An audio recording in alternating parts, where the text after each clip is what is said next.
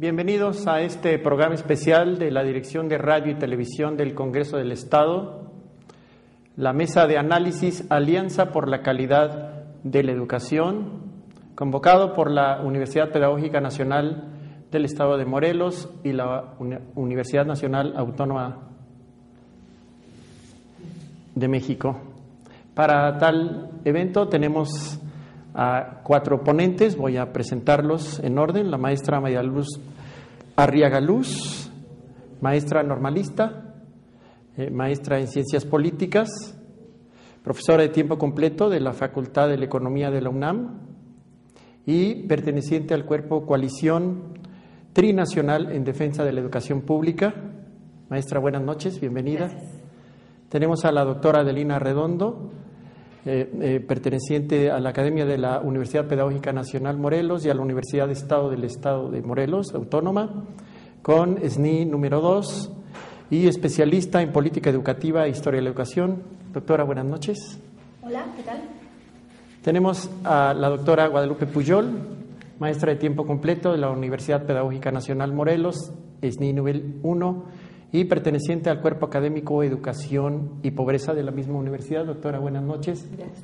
Y a la maestra Concepción Tonda, coordinadora académica de la subsede Cuautla de la Universidad Pedagógica Nacional Morelos, maestra de tiempo completo. Buenas noches. Adelante. Pues estamos aquí reunidos para comentar distintos tópicos en torno a la Alianza para la Calidad de la Educación, que fue suscrita por el Ejecutivo Federal y por el Sindicato Nacional de Trabajadores de la Educación. A mí me gustaría comenzar señalando qué ha sido el Sindicato Nacional de Trabajadores de la Educación en los años recientes y cómo su relación con el gobierno ha sido explicado por varios autores a través de un concepto que es el corporativismo, es decir, que es un órgano que se articula con el gobierno mismo. Sin embargo, hay otros autores que señalan que el CENTE tiene márgenes de autonomía que no son propios del corporativismo, que lo ven más como un organismo público, no solo como un sindicato, que va más a la par con los partidos políticos en relación a la política estatal que con respecto a otras organizaciones sindicales. Lo cierto es que el CENTE es un actor político que influye determinantemente en la política educativa e incluso en el conjunto de políticas públicas, influyendo en las decisiones del gobierno y en las directrices de los partidos políticos. El problema es que no es precisamente el CENTE como colectivo de maestros, sino la cúpula sindical, la que viene opinando, que influye, determina, decide y actúa, mientras se observa una gran desafección por parte de la mayoría del magisterio a participar políticamente, condición agravada y explicada por la inequidad social de género de la mayoría de sus miembros, que no se aplica al caso de Morelos, por cierto, ahora. Desde su llegada al CENTE en 1989, la señora Gordillo aprendió a mantener su relación con el presidente sin importar ni cuestionar su ideología o proyecto de desarrollo social como una manera segura de mantener su lugar de dominio en el propio CENTE. La cúpula sindical articula y rearticula acciones a partir del grupo político-económico al que el Poder Ejecutivo ha venido sirviendo y no a partir del sindicato que dice dirigir, subordinando la educación pública y no solo a sus agremiados a regulaciones de corte política. La cúpula sindical se mantiene en una posición pragmática útil a sus intereses y para nada asume un posicionamiento ideológico de principios, de derechos sustantivos, guiada por la búsqueda de su sobrevivencia en el poder, pues quizás se dan cuenta que si no se mantienen incrementando sus redes para sostenerse en esa posición de privilegio, comienza su declive. Lo terrible es precisamente eso: o crece en su poderío y aglutina cada vez mayores espacios de poder, de la manera que sea, o comienza su caída. Y en ningún momento actúa guiada por la representatividad que se dice ostenta. Debido a este doble juego como juez y como parte en el diseño de políticas educativas, se escribió esta alianza repito, entre el Ejecutivo y la dirigencia del CENTE, en donde están marginados amplios sectores de la población, incluyendo los propios gobiernos estatales. Una relación de cooperación y complicidad política que no puede reducirse a un problema moral, sino que se trata de una relación entre la economía y la política, donde el CENTE actúa como operador político para la puesta en marcha de reformas estructurales de carácter económico. Esta alianza para la calidad educativa no es el producto de un análisis serio y consensado de la problemática educativa, sino el pacto formalizado de una alianza política para apuntalar un esquema de poder que habría que cuestionar. ¿En qué consiste esta alianza, digamos? Bueno, está integrada por 10 puntos fundamentales. El objetivo es ampliamente consensado por todos. Todos estamos de acuerdo en un objetivo así. El problema son los medios para alcanzar el objetivo. El objetivo es avanzar en la construcción de una política de Estado en materia de educación. Totalmente de acuerdo. Propiciar la movilización en torno a la educación de todos los sectores de la sociedad para impulsar la calidad educativa. De acuerdo. Sin embargo, ¿cómo se pretende instrumentar? El primer punto es ampliar la infraestructura y fortalecer el equipamiento de las escuelas. Por sí mismo, no hay ninguna objeción al respecto. El segundo punto es introducir las tecnologías de la información y la comunicación. El tercer punto es innovar la gestión y la participación social a través de consejos escolares de participación social, del programa Escuela Segura, de escuelas de tiempo completo, de escuelas con horario discontinuo, de fines de semana, de bajo rendimiento, de un sistema de información sobre las escuelas. El cuarto punto ya se refiere a la profesionalización de los maestros y de las autoridades educativas. Habla del ingreso y promoción a través de concurso nacional público y a través de un concurso de oposición también para los directivos. El problema es que señala que estos concursos correrían a cargo de órganos de evaluación independiente. ¿Qué quiere decir? La palabra independiente es la primera que nos hace ruido. ¿Independiente de quién? ¿Independiente del sector público? ¿Independiente de las universidades públicas? ¿Independiente de la SEP? Inmediatamente nos remite al concepto de las instituciones privadas. Y además, ¿independiente de la nación? En general está planteando algo que es unilateral, unimodal, estandarizado y oscuro, porque no se aclara cómo se efectúan, por ejemplo, estas pruebas y quién interviene en ellas. El siguiente punto habla de la profesionalización y desde luego asume una demanda que ha sido siempre planteada en los últimos sexenios, no es nueva, o sea, tampoco hay grandes novedades en los planteamientos, que es la creación de un sistema de formación continua y superación de profesores. También la participación de instituciones de educación superior de prestigio, dice, en la formación de docentes. ¿Pero qué quiere decir esta palabra de instituciones de prestigio? ¿Dónde quedan las instituciones tradicionales que han participado? ¿Por qué no se habla de fortalecer las que existen? ¿No? ¿Por qué se habla precisamente de instituciones que además se dice que deben ser independientes y que deben estar orientadas hacia la calidad, concepto del que hablaremos también más adelante y que está cuestionado cómo se está asumiendo aquí calidad? El sexto punto se refiere a los incentivos y estímulos a través de 3 factores. El aprovechamiento escolar, pero definido por pruebas estandarizadas en una sociedad donde hay enormes diferencias. Y el séptimo punto se refiere a salud, alimentación y nutrición. No podemos objetar nada en contra de eso. El problema es que tampoco se definen los medios para lograrlo. El octavo punto es sobre las condiciones sociales para mejorar el acceso, permanencia y egreso oportuno. Y sí, se mencionan las poblaciones con menos recursos, pero al mismo tiempo se dejan al margen a la gran mayoría de los que se encuentran un poco más arriba, ¿no? El noveno punto es sobre la reforma curricular. Ya tendremos ocasión en las siguientes participaciones de mencionar en qué precisamente se enfoca esta reforma curricular. Y por último, la evaluación, donde se establecen estándares de desempeño por niveles de aprendizaje, por la gestión del centro escolar, a los docentes, a la infraestructura, a los medios e insumos didácticos y a las habilidades de los estudiantes por asignatura y grado. pero también vamos a hablar de esto. ¿Qué implicaciones tiene de la manera como se está planteando la evaluación en la educación pública en México y en el futuro? Gracias, Adelina, por esta visión panorámica que nos has hecho, muy sintética, de la Alianza por la Calidad de la Educación. Ahora le vamos a pedir a la doctora Concepción Tonda que nos enfoque algunos aspectos pedagógicos de esta alianza, por favor. Así es.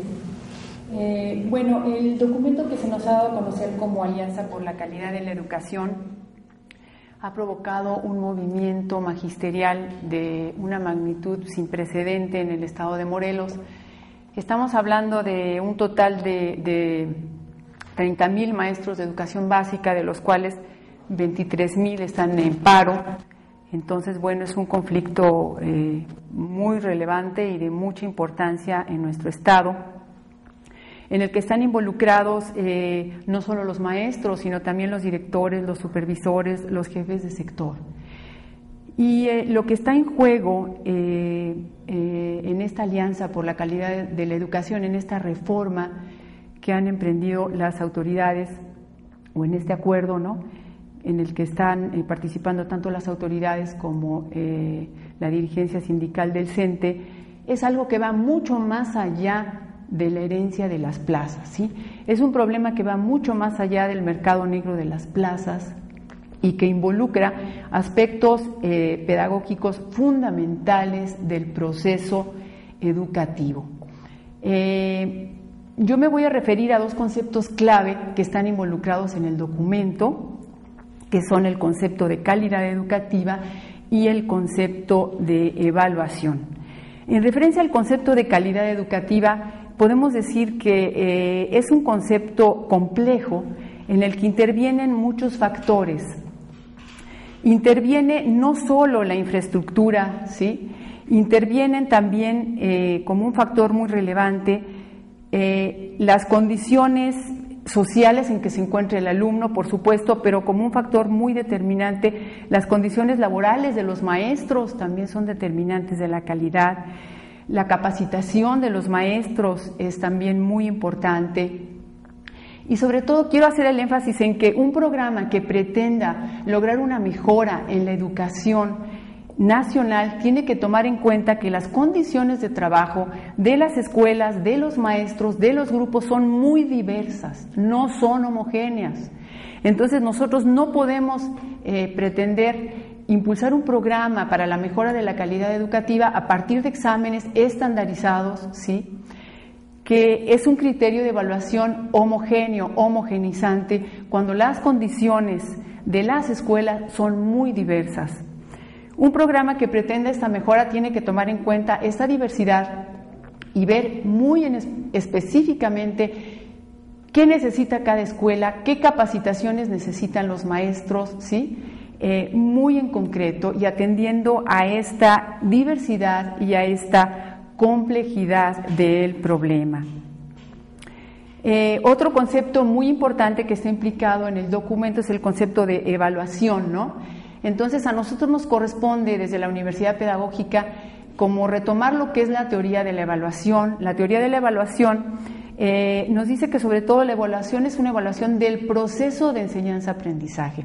O sea, estamos hablando de una evaluación que es permanente de todo el proceso de enseñanza-aprendizaje y que tiene como objetivo mejorar, hacer una mejora, detectar los errores en vista de mejorar. Ese es el objetivo que tiene fundamentalmente la evaluación.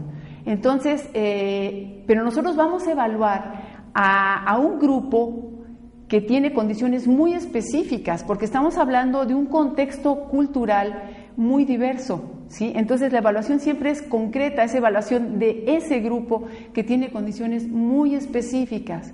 Entonces nosotros no podemos meter criterios homogenizantes como los exámenes estandarizados, porque esto va a provocar un efecto de exclusión, ¿sí? ¿Qué va a pasar con las comunidades marginadas, con los niños de las comunidades marginadas que obtengan bajos puntajes en estos procesos, en estos exámenes estandarizados, ¿no? Entonces, definitivamente estos exámenes estandarizados no son el camino para elevar la calidad educativa, sino al contrario, ¿sí? Niegan la posibilidad de atender estas condiciones que son tan diversas en el país, ¿no? Entonces, definitivamente un programa para la mejora de la calidad educativa debe de partir de un diagnóstico de necesidades a nivel del Estado, ¿sí? Para en vista de eso determinar cuáles son las capacitaciones que los maestros requieren, ¿sí? Y en ese sentido la Universidad Pedagógica Nacional estaría dispuesta a brindar este apoyo a través de mesas de trabajo en las temáticas que se detecten como necesarias a partir de un previo diagnóstico que se haga en el Estado. Por el momento yo ahí dejaría la intervención. Muy bien, si tenemos algunos comentarios de esta primera ronda con relación a la parte general o al concepto central que manejó la doctora Concepción Tonda, que es el de la diversidad, que la alianza no toma en cuenta la diversidad. Tenemos algunos minutos para algunas observaciones. ¿Quién gusta? Pues, bueno, yo quisiera agregar algo que me parece que es muy importante y que tocaron las dos compañeras hace un momento. Lo primero es que yo creo que es el movimiento magisterial y es la razón de ser en gran parte de esta mesa de análisis sobre la alianza, es lo que está sucediendo en Morelos con esta huelga pública de los maestros. Se ha tratado de ubicar solamente con un objetivo de defender una plaza de un profesor para darle en herencia o qué sé yo. En realidad creo que es muy importante poner en el centro la trascendencia de esta lucha, porque lo que están demandando los maestros morelenses y muchos otros maestros en todo el país es una educación digna. Es decir, una educación digna en México, ¿qué significa? Significa una educación como derecho social, que eso está garantizado por el artículo 3º constitucional. Yo creo que esto es muy, muy importante. Creo también que yo agregaría a ¿qué es la alianza? Yo creo que la alianza también es como el pacto político de dos grupos de poder, como ya bien lo dijeron antes, pero que está buscando culminar 25 años de políticas de exclusión para la exclusión. Es decir, políticas que se le llaman neoliberales, ¿no?, que se hacen en la exclusión porque nunca consideran ni a profesores, ni a estudiantes, ni a padres de familia. Pero además de eso, para la exclusión, porque las pruebas estandarizadas, que bien se dijo, va en ese sentido, busca excluir, homogeneizar, es la exclusión de la diversidad, ¿no? Entonces yo creo que hay elementos muy, muy importantes en esto. Y finalmente, para no abundar, a reserva de después abordar el tema que a mí me corresponde tocar, yo creo que también hay una parte muy importante que está en el proyecto, y es terminar con la resistencia de los maestros. Yo he sostenido durante mucho tiempo que el magisterio mexicano es heroico, porque enseña a leer y escribir con un gis y un pizarrón, y eso no lo hace cualquiera, en condiciones muy difíciles. Esto no quiere decir que no sepa yo que hay muchos problemas en la escuela pública, pero me parece que esto hay que ponerlo en el centro. ¿Algún comentario más con relación a esta parte de la exclusividad? Sí, maestra. Yo quisiera señalar también, respecto a los exámenes estandarizados, por sí mismos no es algo que neguemos, bueno, al menos yo no los niego. Permiten hacer evaluaciones con respecto a las necesidades, pero siempre y cuando estuvieran orientados a dar más a quien más necesita, que es a lo que se refiere el término equidad. Pero en el planteamiento que tenemos aquí, se supone que se va a premiar a través de los programas de estímulos y recompensas de los maestros aquellos cuyos alumnos tengan más aprovechamiento, o sea, más altos estándares, y en ese sentido puntajes más altos, y en ese sentido sí afecta a los mismos maestros. Exacto. Continuamos, vamos a una pausa. Estamos en la mesa de análisis Alianza por Calidad por la Educación. Muchísimas gracias.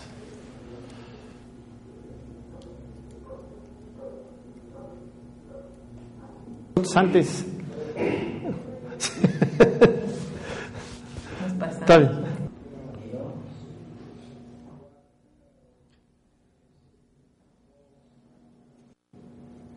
Continuamos con esta mesa de análisis de Alianza por la Calidad. Hemos recapitulado en el primer segmento cómo la Alianza no toma en cuenta la diversidad, trata de anular la educación como un derecho social, y estos dos hechos provocan una política de exclusión a la que tenderían los exámenes estandarizados homogéneos,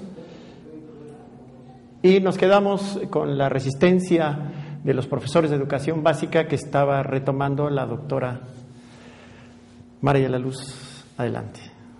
Bueno, yo quiero tocar un tema que me parece que está en el centro de esta mal llamada alianza, porque no fue una alianza, bueno, excepto entre los grupos que la firman, pero creo que un elemento fundamental que está atrás de este proyecto es el ataque a la profesión docente, un nuevo ataque a la profesión docente.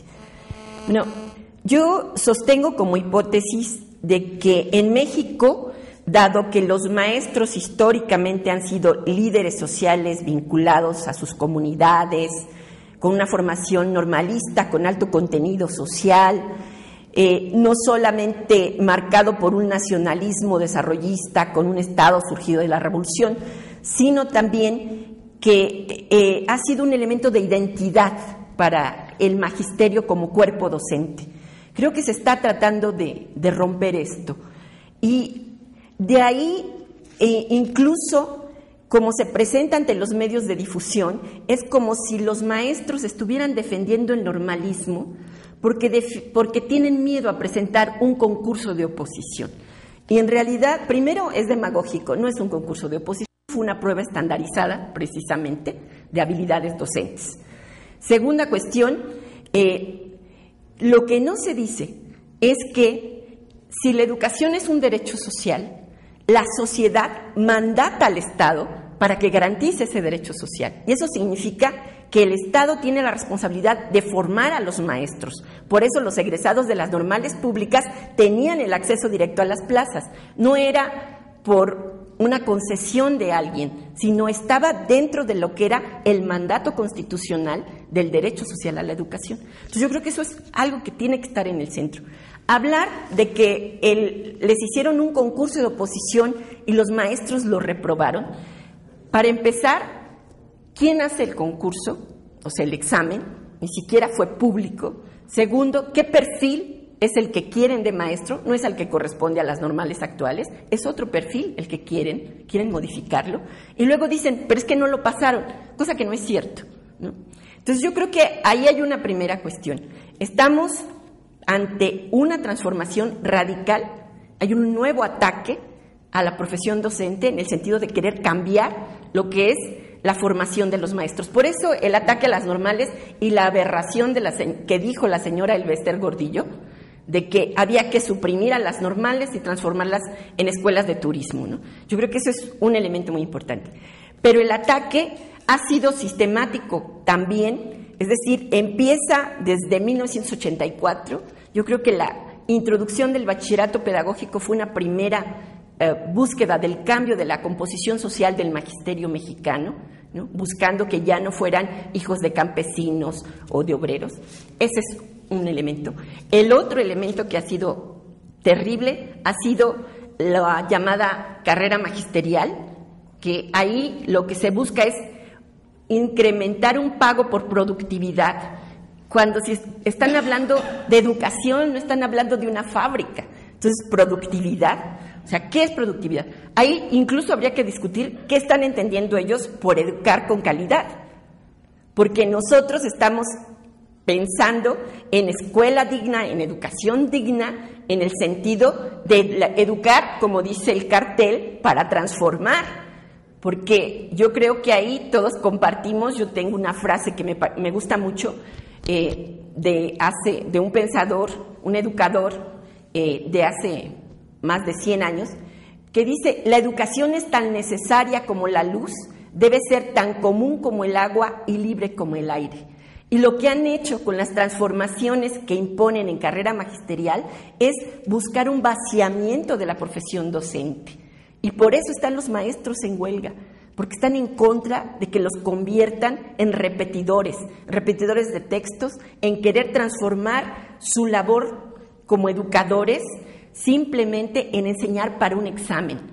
Yo creo que los padres de familia tienen que tener muy claro que es un error querer imponer como modelo pedagógico la educación para una prueba estandarizada.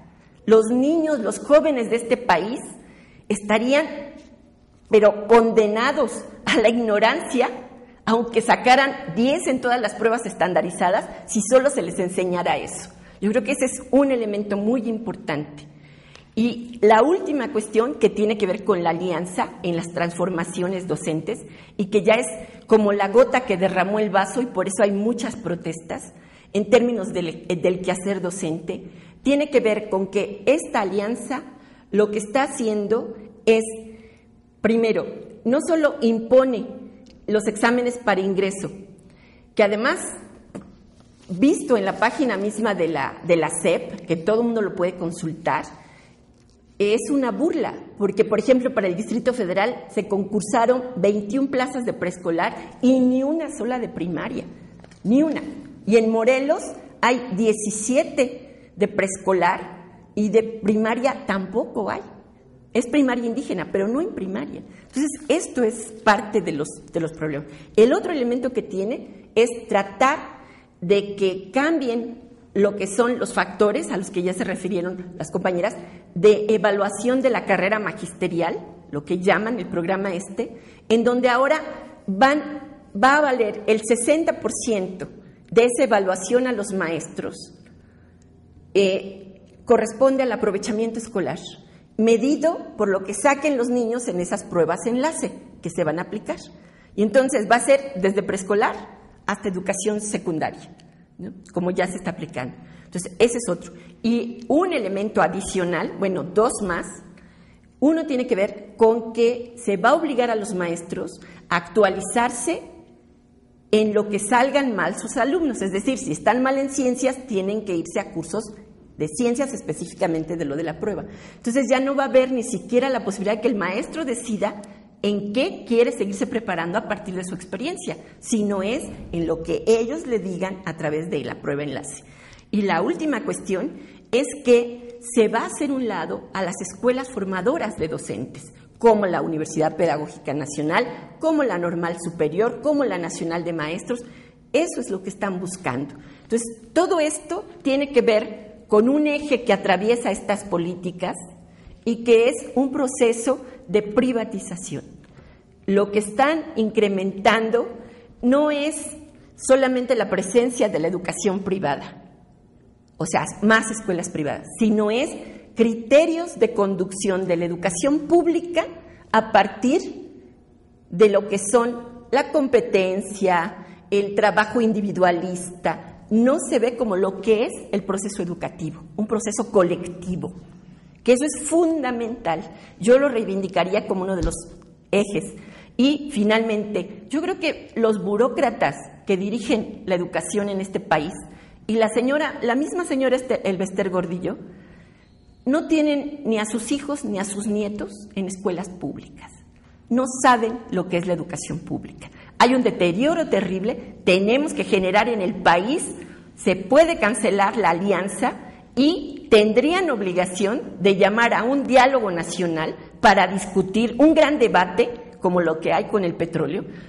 ¿Qué hacemos con la educación pública?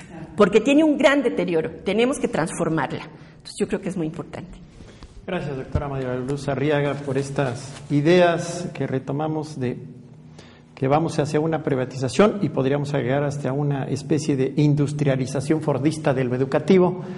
Es probable que la doctora Guadalupe Puyol nos profundice en algunos aspectos de este tema. Y bueno, yo lo que quisiera compartir estas ideas en relación a lo que no dice la alianza, que es lo que me preocupa. Ya es bastante grave la repercusión de la alianza en este sentido de que va a promover mayor discriminación y exclusión social.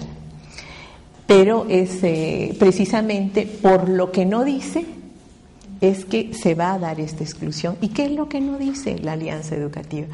Como bien lo comentó nuestra compañera Conchita, no se hace un diagnóstico, no se ve de dónde surge, no hay no están claras las necesidades a las que atiende esta alianza. Y no se dice, desde luego, no se reconoce en ningún momento que vivimos en un país con una enorme desigualdad, con una terrible pobreza, y que para que exista calidad en la educación tiene que haber calidad de vida en los hogares, en las familias.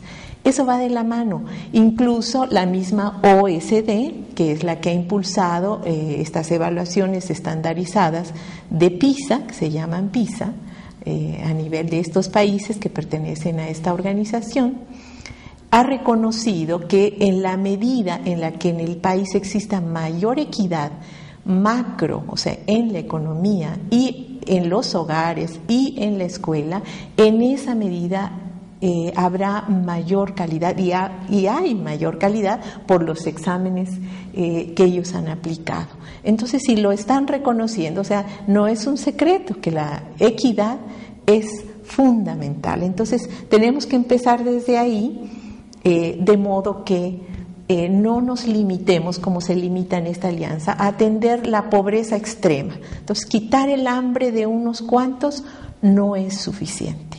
Los hogares están pasando por grandes apuros, las familias están pasando por grandes apuros en esta economía que se deteriora día a día, con los aumentos en la gasolina, en fin, y que no hay condiciones para algo que se llama la educabilidad, que quiere decir la base que tienen que brindar los padres para que los niños puedan tener un mejor aprovechamiento de su derecho humano a la educación.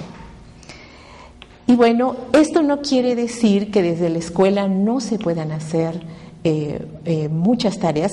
Hay una enorme tarea en el sistema educativo nacional, en las escuelas. Los docentes tienen enfrente un reto, un desafío enorme que ha provocado todo este deterioro social.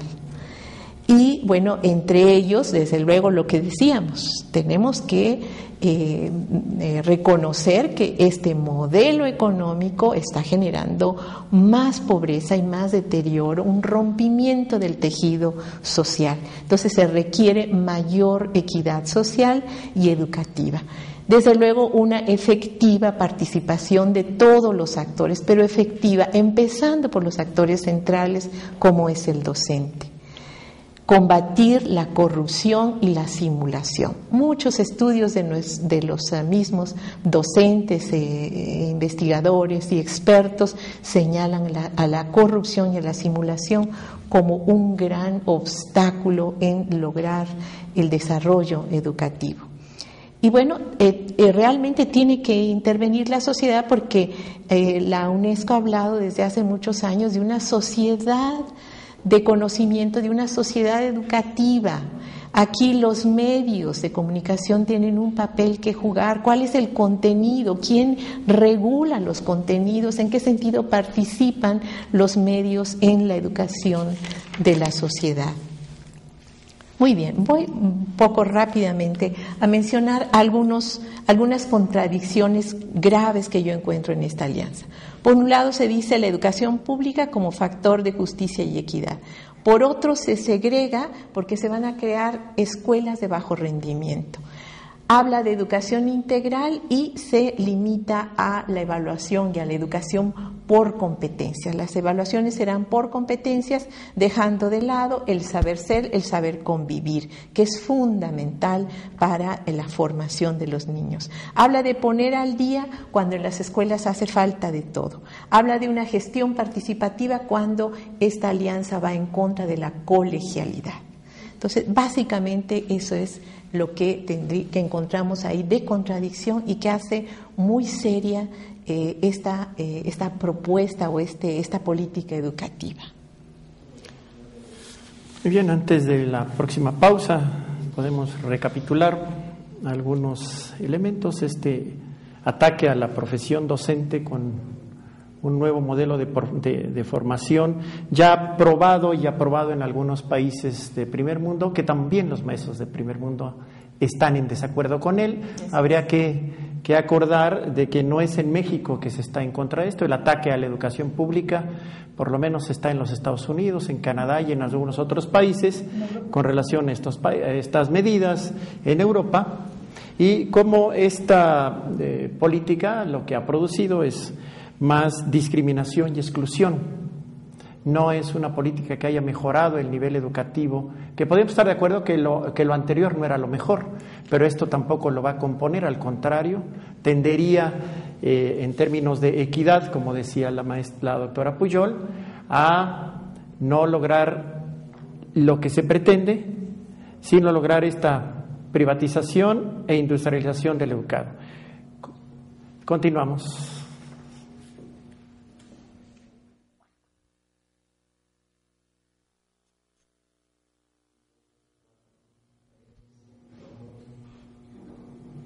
Continuamos con esta mesa de análisis de Alianza por la Calidad de la Educación. Hemos escuchado las consideraciones de las ponentes que están y ahora vamos a ver si podemos llegar a conclusiones compartidas con relación a la Alianza por la Educación Pública. Le pedimos a la doctora Concepción Ponda que inicie, por favor. Bueno, sí, a manera de conclusión para cerrar esta mesa, podríamos insistir en que desde el punto de vista pedagógico la evaluación la concebimos como un proceso cualitativo permanente durante todo el proceso de enseñanza-aprendizaje y es un proceso interno, es decir, que les corresponde realizarlo a los docentes, ¿sí? Tienen que involucrarse los docentes, ¿sí?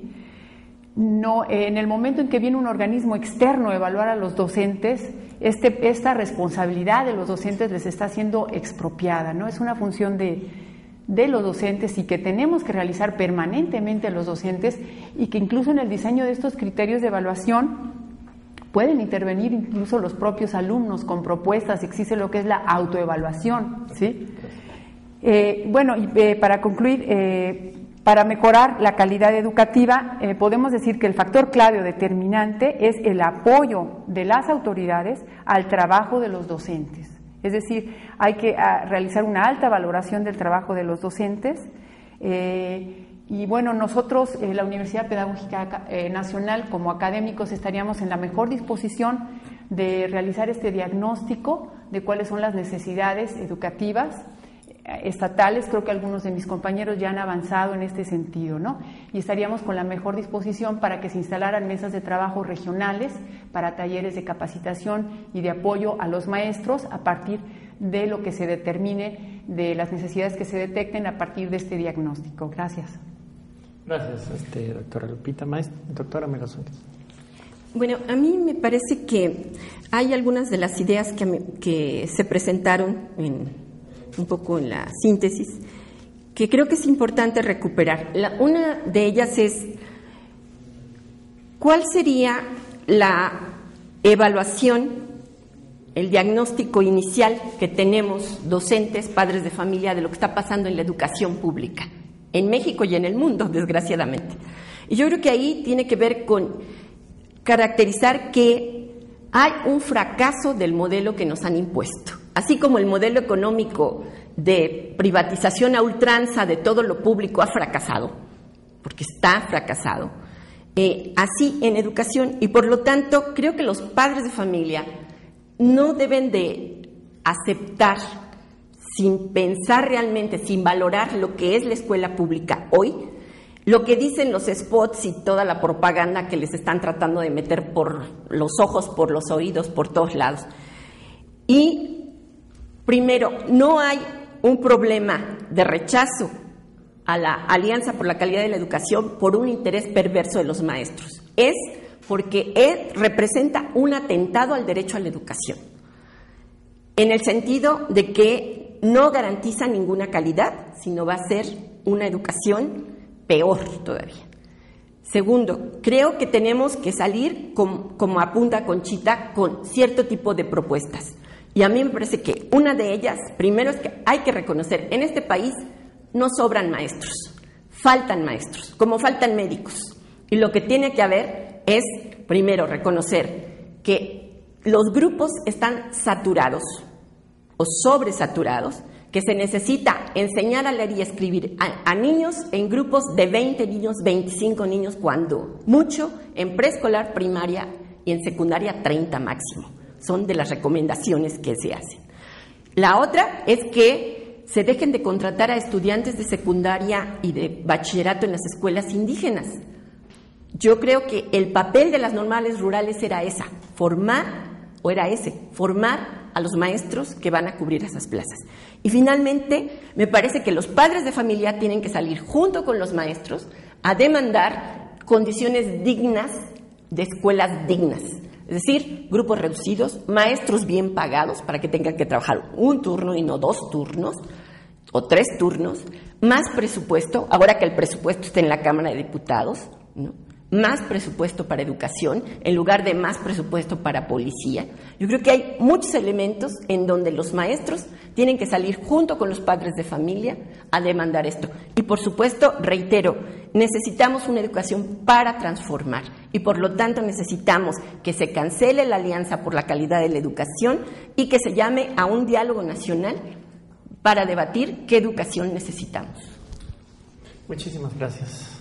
Doctora Adelina. Sí, se han tocado cuestiones neurálgicas. Yo creo que para todos es un hecho que no queremos la educación que tenemos, que la queremos mejorar, que queremos superarnos, que queremos ir con el curso de la historia, transformarla para bien de los mexicanos y de toda la humanidad, porque queremos construir propuestas, pero propuestas que surjan de la realidad educativa que tenemos.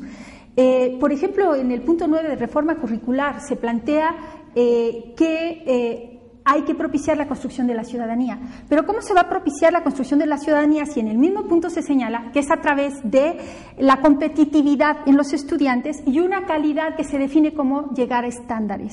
Entonces, no es renunciando a una tradición pedagógica de siglos que se resume en el informe de Delors, ¿no? De que a través de la educación debemos aprender a conocer, aprender a ser y aprender a convivir. No es a través de este planteamiento, que además es muy retórico, porque, por ejemplo, plantea escuelas de tiempo completo, escuelas en las comunidades dispersas, escuelas de sábados y domingos, pero en ningún momento plantea nada acerca de los maestros o del número de maestros que hay. Acaba de salir el informe de la OCDE que señala que en la secundaria, que es un cuello de botella actualmente, tenemos que los maestros mexicanos de la telesecundaria tienen el doble de número de estudiantes en el grupo que el promedio de la OCDE. Y además el doble de tiempo frente a grupo. ¿Cómo se van a superar, ¿no? El doble de tiempo frente a grupo. Por otro lado, aquí se ha señalado, y con eso quisiera terminar, una cuestión fundamental que es el papel de los medios. No nada más los medios tienen el compromiso también de educar, sino que la educación tiene el compromiso de meterse con los medios, porque precisamente la Ley General de Educación dedica uno de sus artículos a decir que el sistema educativo, que incluye a los docentes, a los académicos, a los investigadores, etcétera, debe intervenir en la regulación de los contenidos de los medios masivos de comunicación. ¿Y qué ha sucedido? Estamos desaprovechando esa oportunidad que la ley nos da. Ni siquiera nos hemos dado cuenta que tenemos esa oportunidad para educar no solamente a través de la escuela, sino a través de todos los medios que la sociedad pone a nuestro alcance. Gracias, doctora.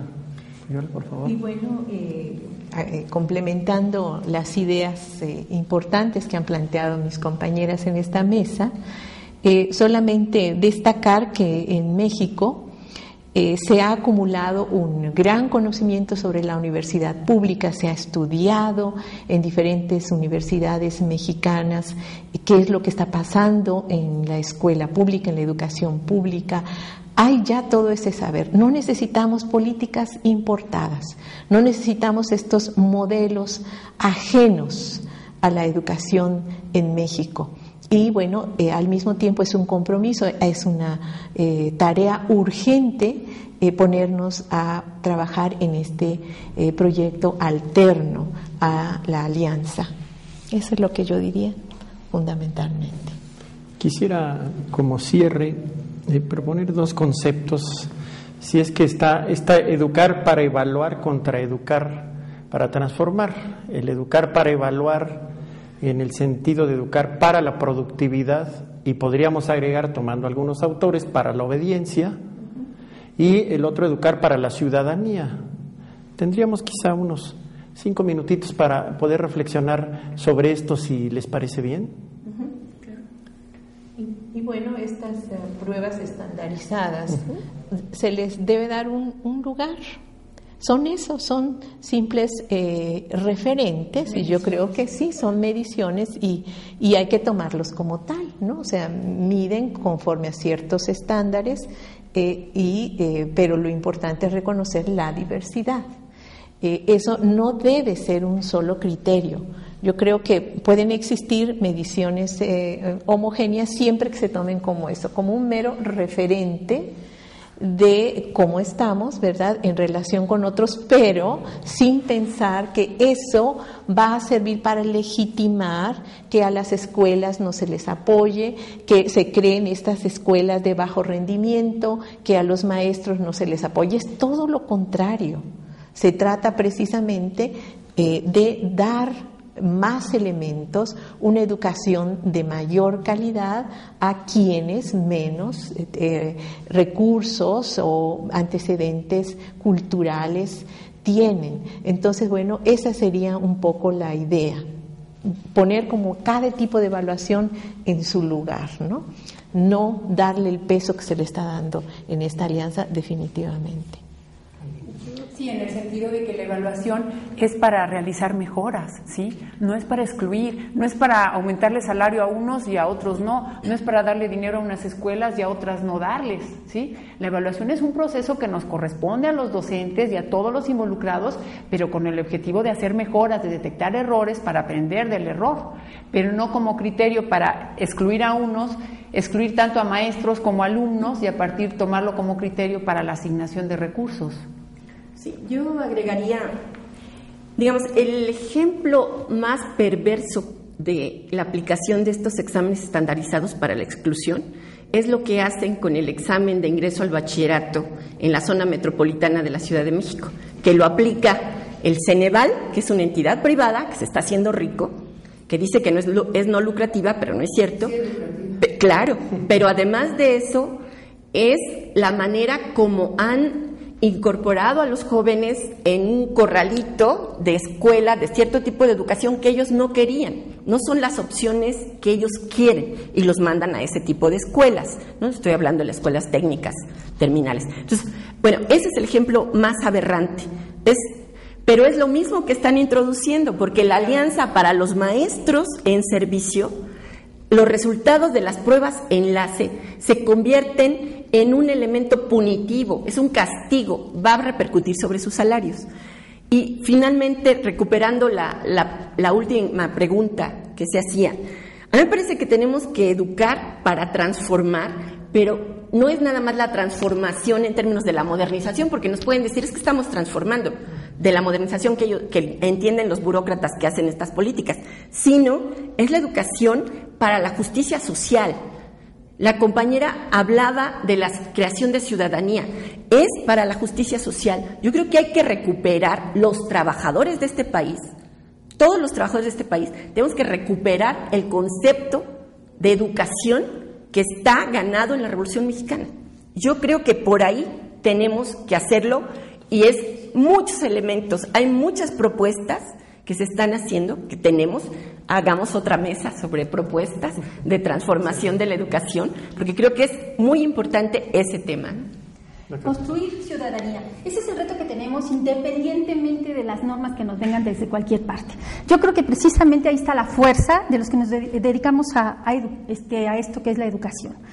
Y aquí el reto también está en términos de qué es ciudadanía, porque estamos viviendo en una sociedad que va más allá de la sociedad mexicana, que va a la sociedad en el mundo, a lo que es la convivencia universal, y que está en riesgo no solamente el avance de la democracia y la justicia social lograda con décadas de historia, ¿no?, a través de la historia, sino que también está en riesgo la existencia de nuestro mundo en términos físicos y nuestra propia existencia. Entonces, ¿cómo vamos a hacer para construir ciudadanía a través de nuestro papel de cada día, donde quiera que estemos, una ciudadanía que incluya lo nuestro, lo mexicano, lo regional, lo étnico, y una ciudadanía que incluya también lo universal, porque ante todo somos ciudadanos del mundo. Pues hay otras circunstancias que tenemos que tomar aquí. Por ejemplo, sí reconocemos que hay que regresar a la vinculación entre escuela y comunidad, esta que también es una tradición muy mexicana. ¿Cómo regresar? ¿Cómo encontrar alternativas? A mí me encantaría, por ejemplo, realizar un congreso de educación. Un congreso de educación, para empezar en el estado de Morelos, en donde efectivamente llamemos a todas las fuerzas activas, a las universidades, a las normales, a los maestros de la escuela, a los distintos sectores del propio sindicato de maestros, a los padres de familia, en donde veamos qué educación queremos para nuestros hijos y por dónde vamos a continuar transformando, porque hay que reconocer que ha habido enormes transformaciones, que de un país de analfabetas a principios del siglo pasado, tenemos ahora 200.000 escuelas primarias en el país. En ese sentido, habría que cancelar la Alianza por la Calidad de la Educación y llamar al Congreso. Me parece muy buena idea. Muy bien.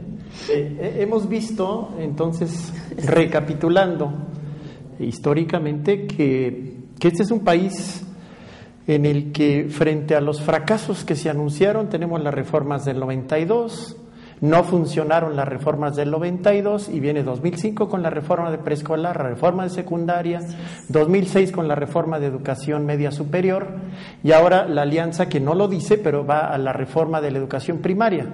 Van a hacer una especie de sándwich, pero ya está la de preescolar. Van a ajustar los contenidos de preescolar y de secundaria para primaria. Mucha gente creo que no sabe dónde está esa reforma, la tenemos totalmente desconocida. Sería otro de los puntos que ignoramos, cuáles son los requisitos y las condiciones de la reforma curricular de educación primaria, porque ya se dio en preescolar y se dio en secundaria, y la alianza vendría a ser una punta para meter el cambio en la educación primaria y estandarizar estos procesos, insisto yo en el concepto de educar para evaluar en lugar de educar para cambiar, para mejorar, que curiosamente, como habían dicho ustedes, contradicen el mismo informe de Lors.